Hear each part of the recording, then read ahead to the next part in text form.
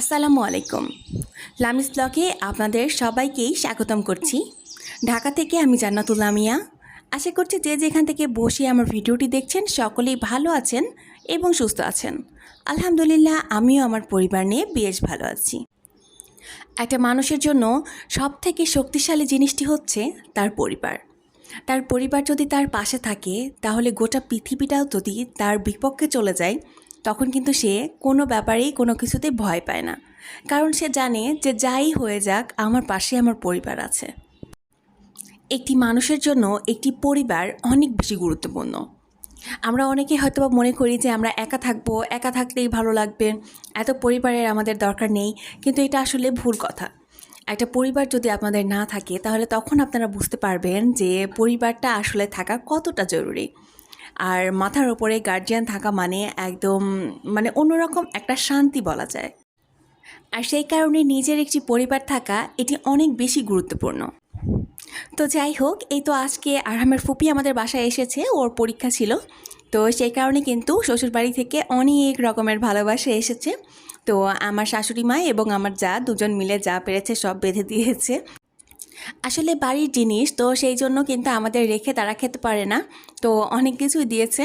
আরহামের বরাবর বড় আম্মু তো আরহামের জন্য অনেক রকমের জিনিস দিয়েছে। তো আরহামের জন্য তো আমরা তেমন একটা আরহামকে বাহিরের কিছু খাওয়াই না, তো ভাইয়া ভাবি আসলে কথাই শোনে না, তারা কিন্তু অনেক রকমের জিনিস দিয়ে দেয়। আর ওদিক থেকে আমার শাশুড়ি মা কিন্তু অনেক রকমের জিনিস দিয়েছে। তো আরহামের বাবা কিন্তু ডুমুর, সজনে ডাঁটা এগুলি অনেক বেশি পছন্দ করে, তো সেই জন্য কিন্তু ওগুলি পাঠিয়ে দেওয়া। তো আমি কিন্তু রান্না করে দেবো, আরহামের বাবা মজা করে খাবে।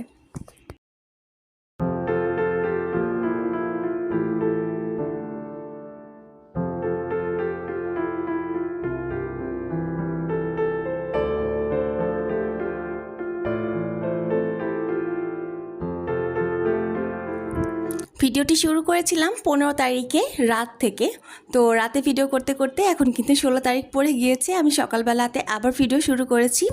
সকালে আমরা নাস্তা পানি করে নিয়েছি, আর আরহামের বাবা এবং ওর আরহামের ফুপি দুজনেই কিন্তু বেশ সকাল সকাল চলে গিয়েছে, কারণ ওর 9টা থেকে পরীক্ষা ছিল। তো ওরা চলে যাওয়ার তারপর আমি কিন্তু রুমগুলিকে একটু গুছিয়ে নিচ্ছি। সচরাচর আমি কিন্তু শুধু এই রুমটাই ভিডিও করা দেখাই, দেখা যাচ্ছে যে আমি সুন্দর করে গুছিয়ে নিচ্ছি এই ভিডিওটাই দেখাই। আর আমাদের বেডরুমের কিন্তু কোনো ভিডিও আপনাদের সঙ্গে তেমন একটা শেয়ার করা হয় না, কারণ হয় কি বেশিরভাগ সময়ই আমি সকালবেলাতেই ভিডিওটা করি, আর দেখা যাচ্ছে তখন আরহাম ঘুমিয়ে থাকে, আর ও ঘুমিয়ে থাকলে তো তখন আমার ভিডিও করা কোনোভাবেই সম্ভব না। তো সেই জন্য আসলে শুধু এই রুমটাই কিন্তু ভিডিও করা হয়। তো এর মধ্যে কিন্তু ওদের বেশি একটা সময় লাগেনি, তাড়াতাড়ি ওরা চলে এসেছিল। তো তারপর ওই যে শ্বশুরবাড়ি থেকে যে বেলগুলি এসেছে, তো বেলের শরবত করেছিলাম, ঠান্ডা ঠান্ডা বেলের শরবত কিন্তু এই গরমের মধ্যে অনেক বেশি মজা লাগে। তো সেই জন্য কিন্তু ওদের দুজনের জন্য একটু শরবত করে দিয়েছিলাম।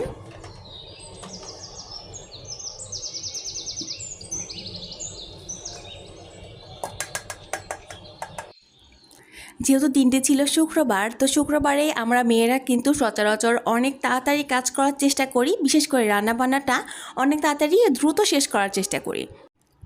তবে আমি যেদিনকে ভাববো যে খুব তাড়াতাড়ি করে বাড়ির সব কাজ করে নিব, A to Z একদম দ্রুত শেষ করে ফেলবো, কিন্তু সেদিনকেই দেখা যাবে যে আমার রান্নাবান্নার জন্য আদা রসুন পেস্ট করা নেই, তারপর জিরা গুঁড়া করা নেই, তারপর আরও অনেক অনেক কিছু। তো সেই জন্য কিন্তু আমার আজকে অনেকটা দেরি হয়ে গিয়েছে।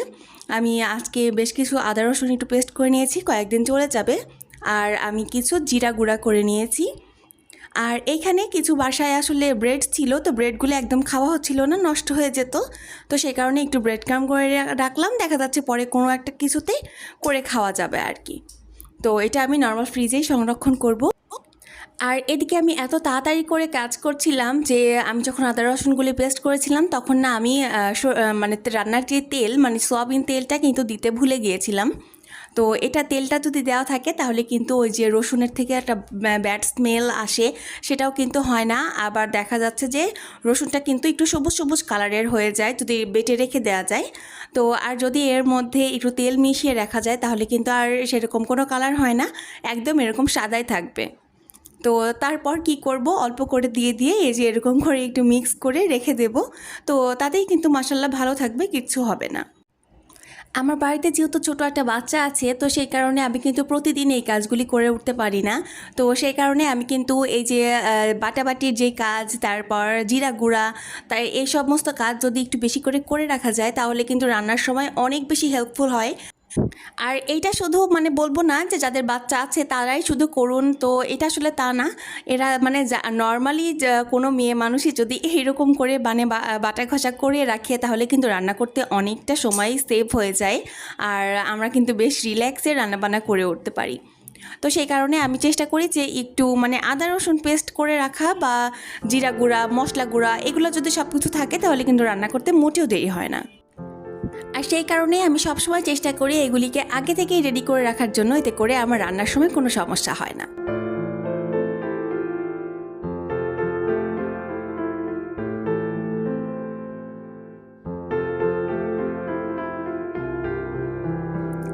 সপ্তাহে 7টা দিনের মধ্যে আমাদের কিন্তু বেশিরভাগ দিনই আমার ছেলের জন্য চিকেনটা রান্না করতেই হয়। সে চিকেন ছাড়া অন্য কোনো কিছুতেই তেমন একটা খেতে চায় না। তো সেই কারণে আমার টুকিটাকি রান্না করাই হয়। তবে আমি অবশ্য শুক্রবারটাতে চেষ্টা করি একটু স্পেশাল করে রান্না করার জন্য ওদের সবার জন্য। তো আসলে হয় কি, শুক্রবারে যদি একটু স্পেশাল করে রান্না করি তাহলে ওরা সবাই অনেক বেশি খুশি হয়। তো সেই কারণে কিন্তু আজকে একটু পোলাও করছি। আর সেই কারণে আমি এখানে প্রথমে চালটা একটু ভালোভাবে ভেজে নিয়েছি। আর ভালোভাবে যদি চালটা একটু ভেজে নেওয়া যায় তাহলে কিন্তু পোলাওটা অনেক বেশি ঝরঝরা হয়। তো সেই কারণে আমি কিন্তু পানিটা অনেক সুন্দর করে মেপে মেপে দিচ্ছি, যেন পানি কোনোভাবেই বেশি না হয়ে যায়। তো এরকমভাবে দিলে আমার মনে হয় যে মনে একটা শান্তি লাগে যে না, কোনো সমস্যা নেই, ভুল হওয়ার সম্ভাবনা নেই। আমরা মেয়েরা কত আজব, তাই না? আমরা যখন বাবার বাড়িতে বিয়ের আগে টুকিটাকি কিছু রান্না করতাম বা কোনো এসব আগ্রহই দেখাতাম না, আর সেই জায়গাতেই আমরা বিয়ের পর যখন আমাদের শ্বশুরবাড়ির মানুষের জন্য রান্নাবান্না করি, আপন মানুষের জন্য রান্নাবান্না করি, তখন কেন যেন মনে হয় যে না, সব কিছু পারফেক্ট হোক, সবাই খেয়ে অনেক বেশি প্রশংসা করুক। আমার বিয়ের পর যখন আমি ঢাকাতে চলে আসি, মানে আমরা যখন বাসাতে উঠে পড়ি, তো তখন কিন্তু আমি তেমন কোনো কিছু পারতাম না, মানে আবার যে একেবারেই পারতাম না তাও না। তো মোটামুটি চলতো আর কি, কোনো রকমের রান্না করতাম। তো আসলে তখন খুব বেশি একটা হাতের রান্না ভালো ছিল না, মানে একদিন একটু ভালো হলে দেখা যাচ্ছে 5 দিন একেবারেই খারাপ রান্না করতাম। তবে এখন দিন যত বাড়ছে তত মানে রান্না করতে করতে একটা হাতের একটা নিজেরই একটা আন্দাজ চলে আসছে, এখন তেমন একটা ভুল হয় না সচরাচর।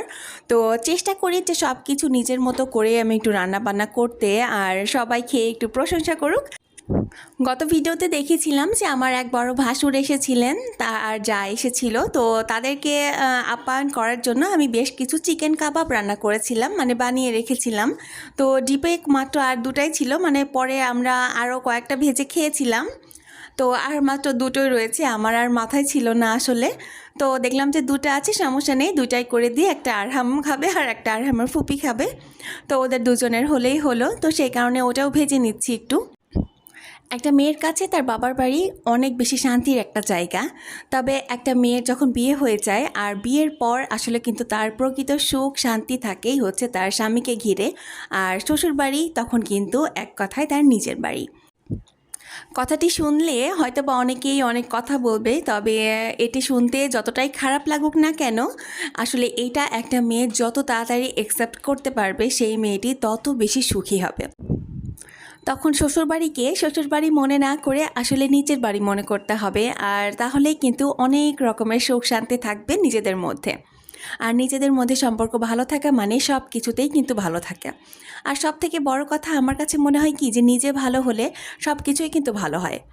তো সেই কারণে অনেক বাড়িতে দেখা যাচ্ছে যে শ্বশুর বাড়ি নিয়ে নানান ধরনের একটা কথাবার্তা থাকে। তো সেগুলি না করে আসলে আমার মনে হয় সকলে যদি মিলেমিশে থাকা যায় তো এটা কিন্তু অনেক বেশি ভালো হয়। তবে বলছি না সবাইকেই একই রকমেরই হতে হবে, কারণ এক একটা পরিবারে এক এক রকমের মানুষ থাকে আসলে। তো একটা পরিবারে যদি ভালো মানুষ থাকে তাহলে সেখানে কিন্তু খারাপ মানুষও থাকে। তো এই বিষয়টি আসলে আমরা এখন অনেকেরই চোখে স্পষ্ট, যে কারণ এখন আমরা যখনই টিভিতে নিউজ দেখছি, তারপর ফোনে যখন একটু নিউজ ফিডগুলি দেখছি, তখন কিন্তু ওইসব নিউজ কিন্তু আমাদের সামনে চলেই আসছে। তো দেখে যতটা খারাপ লাগছে ততটাই কিন্তু ভাবছি যে নিজে যদি ওই জায়গায় থাকতাম তাহলে কি করতাম। তো যাই হোক, ওই সমস্ত বিষয় নিয়ে আসলে মানে কথা হয়তো বা না বলাটাই ভালো হবে, তো সেই কারণে আর কোনো কিছু বলছি না। তো এই তো আপনাদের সঙ্গে কথা বলতে বলতে আমি এখানে পোলাওটা রান্না করে নিয়েছি আর অল্প কিছু বেরেস্তা এখন ওটার উপরেই দিয়ে দিচ্ছি। আজকে আর সুন্দর করে প্লেটিং করব না, সুন্দরভাবে সার্ভ করা এইসব কোনো কিচ্ছু করব না, কারণ গরমে রান্নাবান্না করতে গিয়ে একদম 12টা বেজে গিয়েছে। আর এই তো দেখুন এখন রান্না করতে করতে দেখছি যে সবাই কিন্তু নামাজেও চলে গিয়েছে, আর এই তো নামাজ হচ্ছে। আর আমার বেলকনি থেকে এইখানে একটু দেখা যায় আর কি। তো অনেক আপুরা কিন্তু এই বেলকনির এই সিনটা অনেক বেশি পছন্দ করেন, বিশেষ করে আমার রিশাস হ্যাপিনেসের রিশা আপু। তো রিশা আপুর যে কি হলো আমি আসলে জানি না, অনেকবার খোঁজার চেষ্টাও করেছি, তবে তার চ্যানেলে আর কোনো রকমের কোনো ভিডিও দেখলাম না। তো জানি না আসলে কি হয়েছে। বেশ অনেক দিন আগ থেকে আমি আপুর বেশ একটু খোঁজ খবর করছি, কিন্তু আসলে কোনো খোঁজ খবরই পাচ্ছি না। যদি কেউ জেনে থাকেন তাহলে প্লিজ আমাকে একটু জানাবেন, আর আপু তুমি যদি দেখে থাকো তাহলে প্লিজ আমাকে একটু কমেন্ট করে জানিও যে তোমার কি হয়েছে। তো এই তো শুক্রবারের রান্নাবান্না এতটুকুই ছিল, খুব বেশি কিছু করিনি। একটু গরুর মাংস আলু দিয়ে রান্না করেছি, পটল ভাজি, আর সঙ্গে তো সালাদ করেছি, আর ওই যে 2টা কাবাব ছিল সেটাই করে নিয়েছি। এরপর খাওয়া দাওয়া করে কিন্তু বিকেলবেলাতে আমরা একটু ছাদে উঠেছিলাম। তো আজ এই পর্যন্তই রাখছি, দেখা যাবে পরের ভিডিওতে। সকলকে খোদা হাফেজ, আসসালামু আলাইকুম।